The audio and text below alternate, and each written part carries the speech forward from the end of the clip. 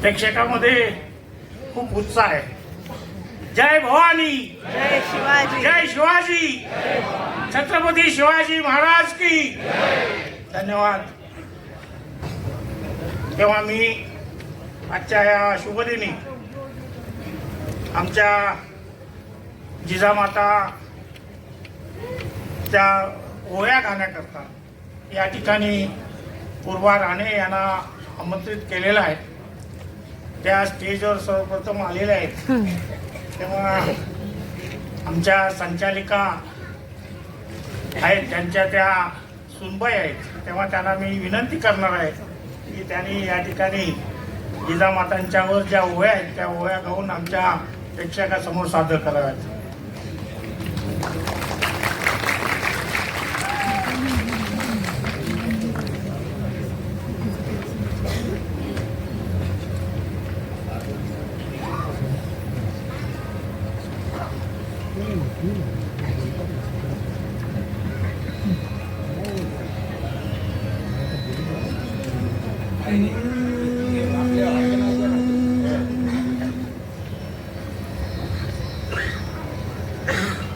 उन्हाळ्यात पावसाळा स्वराज्याचा गारवा,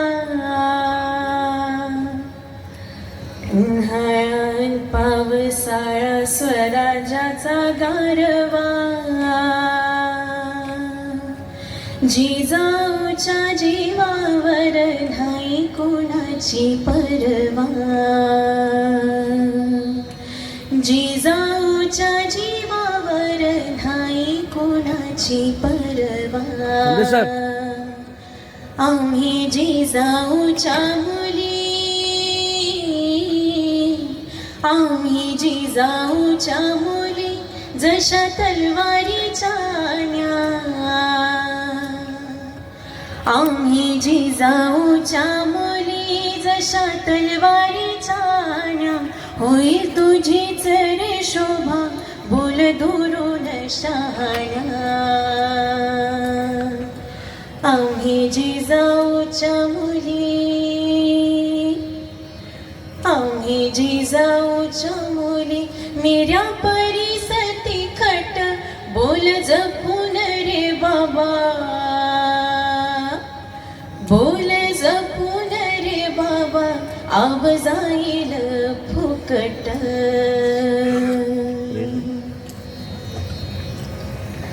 आम्ही जिजाऊच्या मुली, आम्ही जिजाऊच्या मुली तलवारीच्या जशा धारा, आम्ही जिजाऊच्या मुली जशा तलवारीच्या धारा.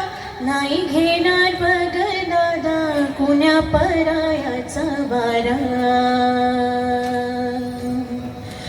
उन्हाळ्यात पावसाळा स्वराज्याचा गारवा, उन्हाळ्यात पावसाळा स्वराज्याचा गारवा, जिजाऊच्या जीवावर नाही कोणाची परवा,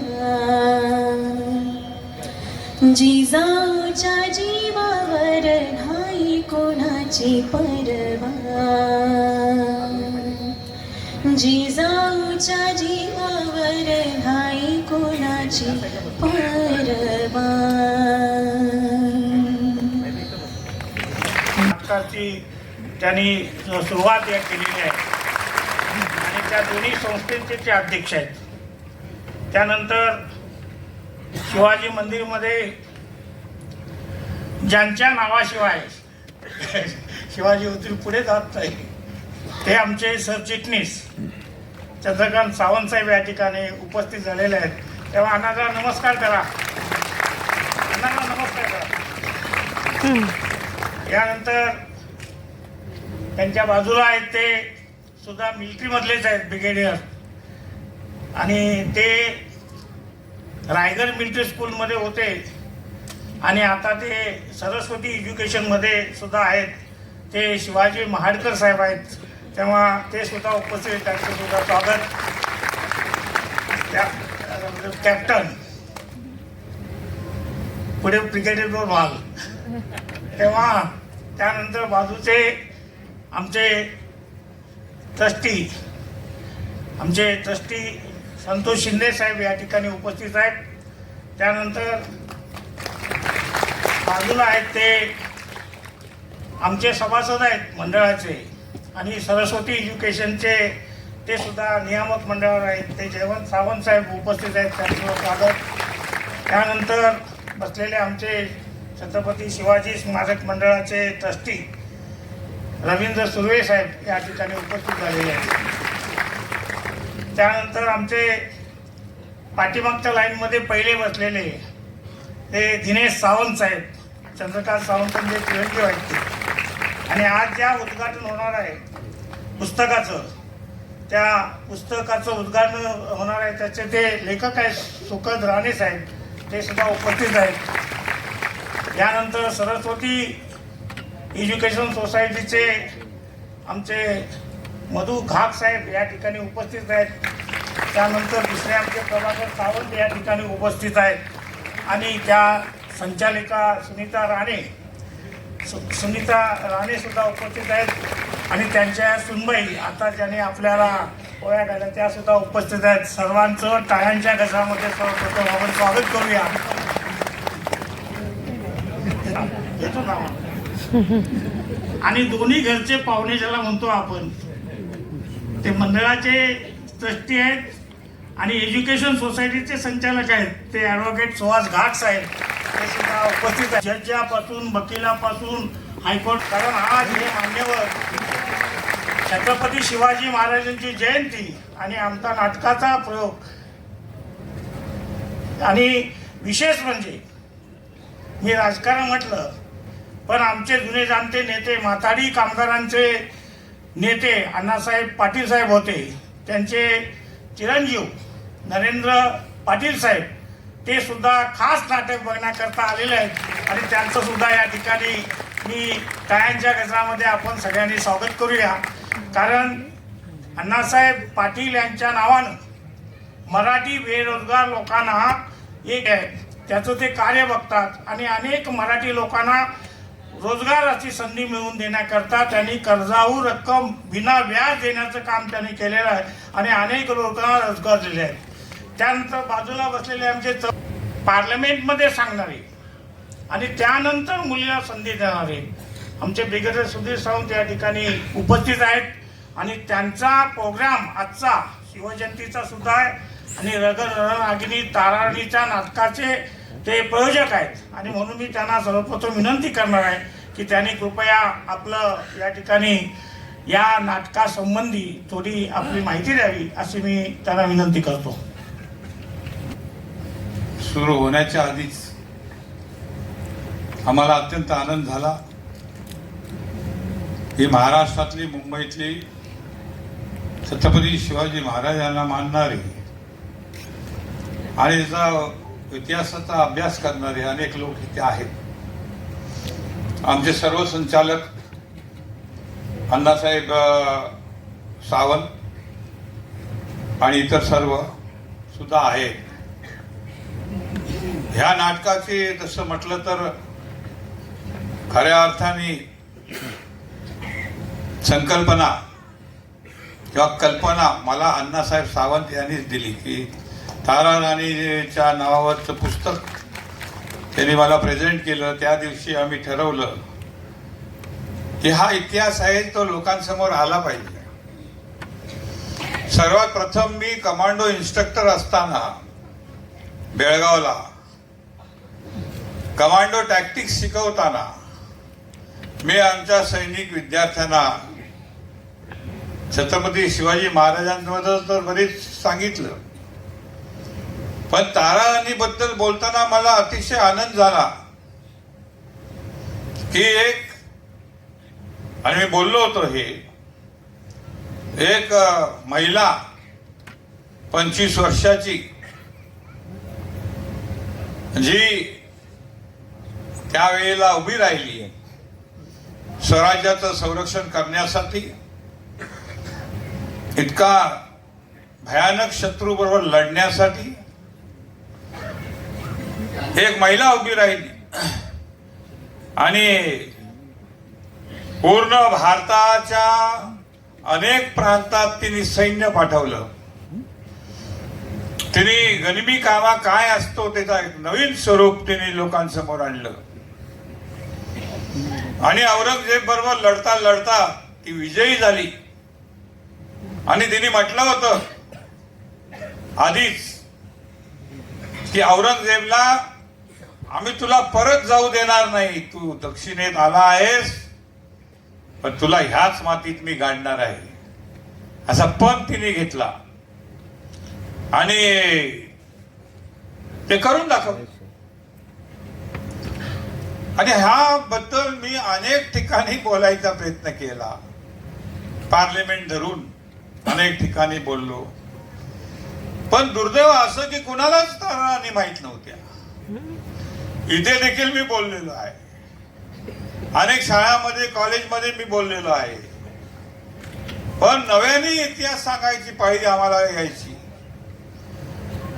आणि सर्वात महत्वाची गोष्ट आपण छत्रपती शिवाजी महाराजांचं काम तर माहिती आहे बोलतो. पण त्यांचं एक काम जे आहे ते फार कमी लोकांना माहिती आहे. कारण आग्र्याहून परत आल्यानंतर छत्रपतींनी ताडलं की राज्याभिषेक झाल्यानंतर की आता औरंगजेब खाली येणार आणि लाखोचं सैन्य घेऊन येणार. तर त्याला लढायचं कसं असं विचार करत असताना त्यांनी ठरवलं दक्षिण दिग्विजय करायचा. आणि म्हणून ते निघाले. कुतुबशाहीमध्ये गेले, त्याच्याशी मैत्री केली. आणि त्यांचा प्रयास कमजोर किती असो पण आपल्या देशातले लोक असतील त्यांच्याबरोबर मैत्री स्थापन करायची. जागीरदार असतील, वतनदार असतील, त्यांना आपलंसं करायचं. आणि कुतुबशहाला भेटल्यानंतर त्याची मदत घेतल्यानंतर ते सरळ कर्नाटकात गेले असं इतिहास सांगतो. पण तेव्हाचा कर्नाटक म्हणजे आजचा तामिळनाडू. आणि त्यांनी जाऊन जिंजीचा कब्जा केला. जिंजीला आपण सगळ्यांनी जाऊन बघितलं पाहिजे कसा किल्ला आहे. मी गेलेलो आहे, माझ्या मुली गेलेल्या आहेत. आणि वेल्लोरचा कब्जा केला. इतका भयानक तो किल्ला आहे. आता बघितलं तर तुम्हाला आश्चर्य वाटेल की शिवाजी महाराजांनी त्याचा कब्जा कसा केला. आणि दक्षिणेतल्या अनेक पाळेकरांना, अनेक नायकांना जवळ करून एक नवीन सेना उभं करायचा त्यांनी सुरुवात केली. आणि त्याचा परिणाम म्हणून पुढे संभाजी महाराजांनी सुद्धा हा दक्षिण दिग्विजयामध्ये जिथे जिथे कब्जा केला आहे तिथे जाऊन त्यांनी युद्ध केलेलं आहे. आणि त्याच्यानंतर संभाजी महाराजांनी युद्ध केल्यानंतर ते गेले, कसे गेले ते तुम्हाला माहिती आहे. आता महेश सावंत इथे आलेले आहेत. मी त्यांचं स्वागत करतो.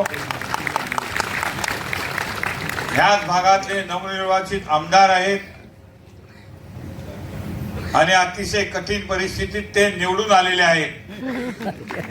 त्यांनी सतत निवडून यावं अशी अपेक्षा मी करतो. आणि म्हणूनच आमच्या शिवाजी मंदिरच्या पहिल्या नाट्यप्रयोगाला जो आम्ही निर्माण केला त्याला जाणीवपूर्वक आम्ही महेश सावंत यांना इथे आमंत्रित केलेलं आहे.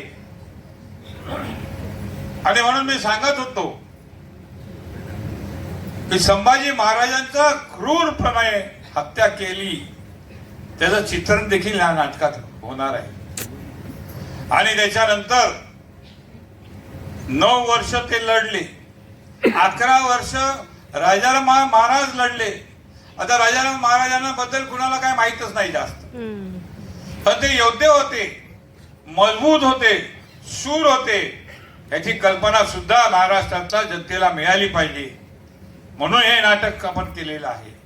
आणि त्याच्यानंतर तारा राणी, रणरागिनी तारा राणी ही उभी राहिली. महाराष्ट्राला सावरलं. औरंगजेबला वाटलं होतं आता तर सगळेच गेले आहेत आता ही महिला काय करणार आहे, आता पटकन आम्ही पूर्ण स्वराज्याचा कब्जा करू अशी त्याची धारणा होती, पण ती चुकीची ठरली. कारण तारा राणीने अनेक किल्ले जे औरंगजेबाने कब्जा केले होते ते परत घेतले. मग तो विशाळगड असो, सिंहगड असो की पन्हाळगड असो, या प्रत्येक किल्ल्यावर लढाई झालेली आहे.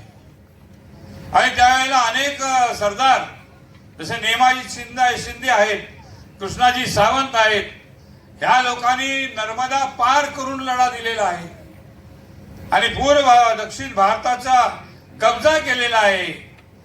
धनाजी जाधवनी तर गुजरातवर हल्ला करून गुजरात सुद्धा कब्जा केला.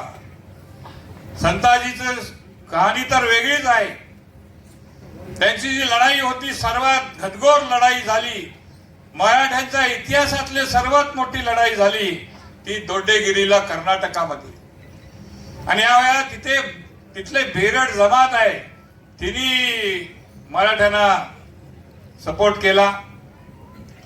आणि संताजीच्याकडे तर 12,000ची फौज होती बेरडांची, बंदूकधार होते, बंदुकीचा वापर करत होते. आणि अशा प्रकारे एक युद्ध 27 वर्षाचं युद्ध झालं. त्यात दुर्दैव सगळ्यात मोठं की महाराष्ट्राला माहीतच नाही, महाराष्ट्राच्या इतिहासातून लुप्त केलेलं आहे. हे पण मी लोकसभेत बोललो होतो, विधानसभेत बोललो होतो. आणि हा इतिहास प्राथमिक शाळेपासून सगळ्या शाळांमध्ये शिक्षणामध्ये यावं असं आम्ही त्यावेळेला विनंती केली होती. ती लवकरच होईल अशी मी अपेक्षा करतो. आपण सर्वजण आला. पहिल्यांदा हे चित्र मला दिसलं की शिवाजी मंदिर म्हणजे हाऊसफुल असं मी कधीच बघितलं नव्हतं आजकाल. पण आता सर्वात मोठे इतके आपण साथ दिलेले आहे की सर्व बाल्कनी सुद्धा फुल झालेली आहे. असंच आशीर्वाद तुम्ही शिवाजी मंदिरला द्यावा. आणि जितकी नाटकं होतील प्रत्येक तालुक्यात हे नाटक जायला पाहिजे अशा प्रकारची आमची धारणा आहे. आणि सर्वात पहिलं मी नरेंद्र पाटील यांना विनंती करतो की त्यांच्या जिल्ह्यामध्ये साताऱ्यामध्ये हे नाटक गेलं पाहिजे, कारण तिथेच हा इतिहास घडलेला आहे. आणि अंडे साहेब तर आमचे साथी आहेत. आंबा महोत्सव मध्ये पहिल्यांदा त्यांचं मराठी बाणा हे आम्ही लावलं होतं आणि तेव्हापासून ते आमचे साथी आहेत. आज देखील सगळं सोडून आलेले आहेत. आपण सर्वांनी अशाच प्रकारे न्यायमूर्ती सुद्धा आमच्या कोकणातले आलेले आहेत. आपले वैद्य काय मेंदळे, याची कन्या, त्यांची पुतणी आमची प्रशिक्षण घेतलेलं आहे तिने. अशा प्रकारे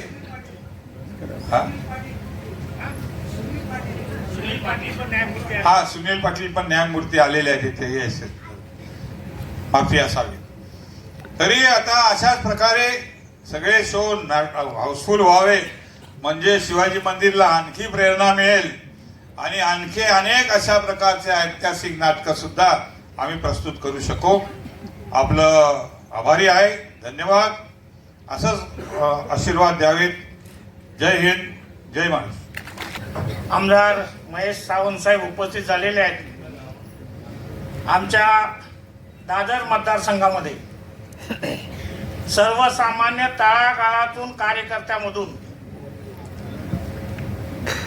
आज निवडणूक म्हणजे आपल्याला सगळ्यांना माहिती आहे काय आहे ती. पण मुंबई शहरामध्ये माझ्या माहितीप्रमाणे 2 आमदार, एक महेश सावंत आणि माझ्या मतदारसंघातील अनंत नर, पाळागाव गेले अनंत नर, हे 2 आमदार तळागाळातील कार्यकर्त्यांच्या बरोबर राहून त्यांनी निवडणूक लढवली. आणि आपण म्हणतो ना तर आणि मन त्यांनी दिलं, पण त्याच्याकडे धन नव्हतं. पण लोकांनी त्यांना मतं दिली आणि निवडून आले. त्यांचं टाळ्यांच्या गजरामध्ये आपण हार्दिक स्वागत करूया. आणि अशीच सेवा शिवसेना प्रमुख बाळासाहेब ठाकरेंनी त्यांना शाखा प्रमुख केलं होतं आणि शाखा प्रमुख पासून त्यांचं काम आम्ही ऐकलेलं आहे, कारण आम्ही सुद्धा नायगावमध्ये होतो, दादरमध्ये होतो आणि त्यांच्या बरोबरचे उमेदवार होते ते बॉम्बे डाईंगमध्ये माझ्याबरोबर काम करतात सुद्धा होते, बॉम्बे डाईंगमध्ये होते. तेव्हा बॉम्बे डाईंगमध्ये 3 आमदार होते, 6 नगरसेवक होते, तुमच्या माहिती करता मी सांगतो. तेव्हा ते आले, आम्हाला आनंद झाला, आमच्या आमंत्रणात त्यांनी सन्मान दिला.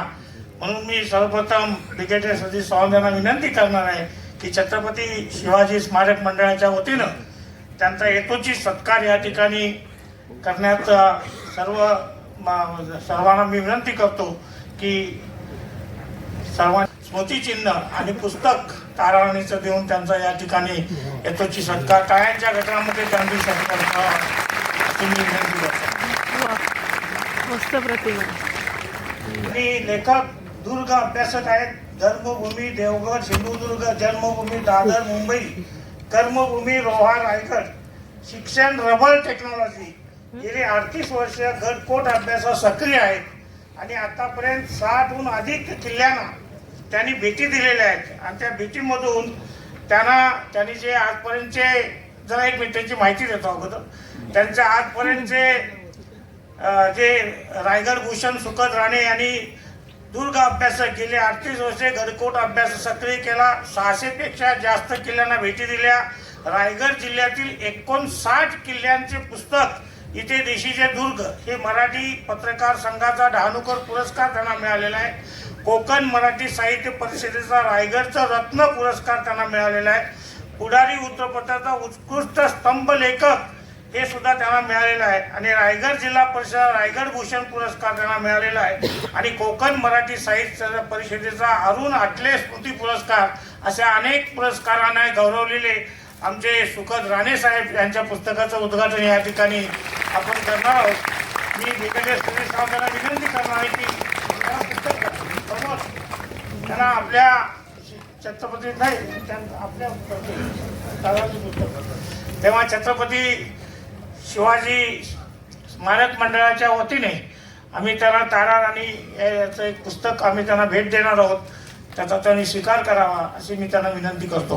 पुस्तकाचं प्रकाशन हे या ठिकाणी झालेलं आहे. या राणे साहेब. जय शिवराय. जय शिवराय. जय शिवराय. जय शिवराय. छत्रपती शिवाजी महाराजांच्या आज जन्मदिनाच्या औचित्याने या व्यासपीठावर उपस्थित असण्यात मी वेळ घालवत नाही, कारण प्रत्येकाची वेळ महत्वाची आहे. मी श्री शिवाजी स्मारक या संस्थेचे मनापासून आभार मानतो. या आठवड्यामध्ये आपल्या इतिहासावर भरपूर चर्चा होते आहे, कारण छावा चित्रपटाच्या माध्यमातून आपल्या इतिहासाचं थेट जगभर माहिती पोहोचते आहे. गेल्या कित्येक दशकांमध्ये अनेक अभ्यासक आपल्या इतिहासावर काम करतात. हा इतिहास जगभर नेण्याचं काम करतात. त्याला आज जे काही दृश्य स्वरूप आहे त्याचं जिवंत उदाहरण म्हणजे छावा चित्रपट आहे. लहान मुलं ज्या प्रकारे हे चित्रपट बघताना स्वतःला आवर घालू शकत नाहीयेत आणि हीच छत्रपती शिवाजी महाराजांच्या इतिहासाची खरी ओळख आहे. छत्रपती शिवाजी महाराजांमुळेच छावा आपल्यामध्ये आलाय.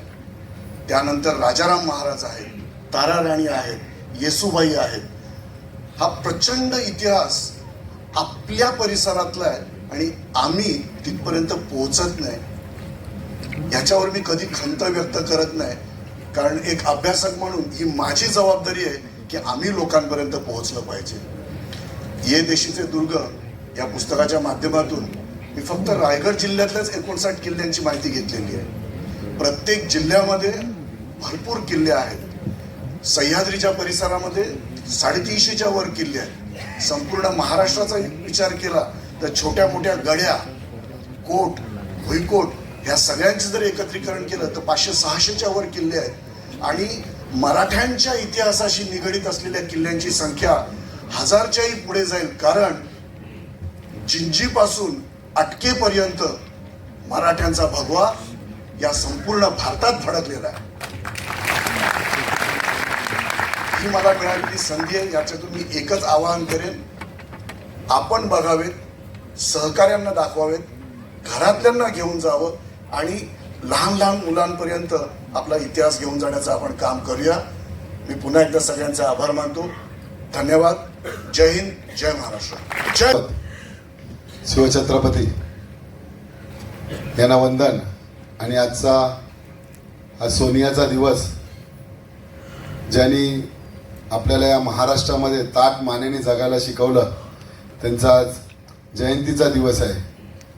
आज सकाळपासूनच सकाळी छत्रपती शिवाजी पार्कमध्येच माननीय राज्यपाल आलेले, मुंबईचे कमिशनर आणि आम्ही सोबत असताना महाराजांना तिथे पुष्पहार अर्पण केला. त्यानंतर 3-4 ठिकाणी आम्ही छत्रपती शिवाजी महाराजांची जयंती साजरी केली. केम हॉस्पिटल, फुल मार्केट, आणि आज छत्रपती शिवाजी स्मारकामध्ये सुद्धा येण्याचा योग आला आहे. एक संपूर्ण इतिहास कर्नल साहेबांनी आपल्याला सांगितला.